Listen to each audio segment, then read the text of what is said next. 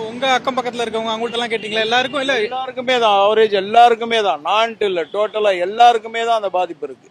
ஏன்னா ஒரு சிலருக்கு மீட்டர் ப்ராப்ளமா இருக்கும், செக் பண்றோம்னு சொல்றாங்க. சார் மீட்டர் எத்தனை பேருக்கு சார் மீட்டர் ப்ராப்ளம் வரும்? எல்லாருக்குமே டோட்டல் ஏ டு செட் எல்லாருக்குமே தான் அந்த ப்ராப்ளம் வருது. அது ஏதோ ஒன்னு ரெண்டு இடத்துல தப்பா இருக்கும், மீட்டர் செக் பண்றாங்க அந்த மாதிரியால எல்லாருக்கும் அப்படிதான். இல்லையே, எங்க வீட்டெல்லாம் செக் பண்ணல, யாரும் வரலையே. எல்லாரும் வயிற்றுல வலி தான் வச்சுக்கிறாங்க. ஒன்றும் பண்ண முடியல. இப்போ கரண்ட் பில்லு ஏறி போச்சு, சொத்து வரி ஏறி போச்சு. சொத்து வச்சுக்கிறவங்க வீடு வாடகைக்கு விடுறாங்க, வாடகை ஏறுது. இதெல்லாம் ஒன்றும் பண்ண முடியாது.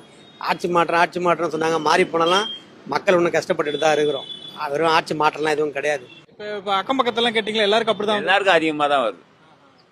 இப்ப இந்த சொத்து வரி கூட ஏத்திட்டாங்க, 3-4 மடங்கு ஏத்திட்டு இருக்கிறாங்க சொத்து வரி. இப்ப அதெல்லாம் வீட்டு ரெண்டுக்காரங்க மேல தான் போடுவாங்க.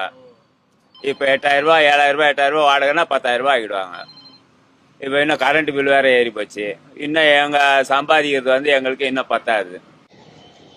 சொத்து வரியும் உயர்த்திருக்காங்கன்னு சொல்றாங்க, அதனால வீட்டு வாடகை எல்லாம் கூட ஏற வாய்ப்பு இருக்குன்னு சொல்றாங்க. ஆல்ரெடி ஏத்திட்டாங்க வீட்டு வாடகை. 4000 ரூபாய் கொடுத்த இந்த இடத்துல 8000 ரூபாய் வாங்குறாங்க. அதுவும் பாரமா தான் இருக்கும். கவர்மெண்ட் சைட்ல இருந்து ஒரு சில இடத்துல தான் தப்பா இருக்கும், மீட்டர் வேணா செக் பண்றோம் அப்படிங்கிற மாதிரி எல்லாம் சொல்றாங்க. சும்மா சொல்லிட்டு அலையிறானுங்க அவனுங்க. எல்லா இடத்துலயும் பொதுவா எல்லா இடத்துலயுமே ஏறி தான் இருக்கு. எல்லாருமே பொதுவா நீ யார வேணாலும் கேட்டு பாருங்க, எக்ஸ்ட்ரா தான் வந்துருக்குது ஃபுல்லா.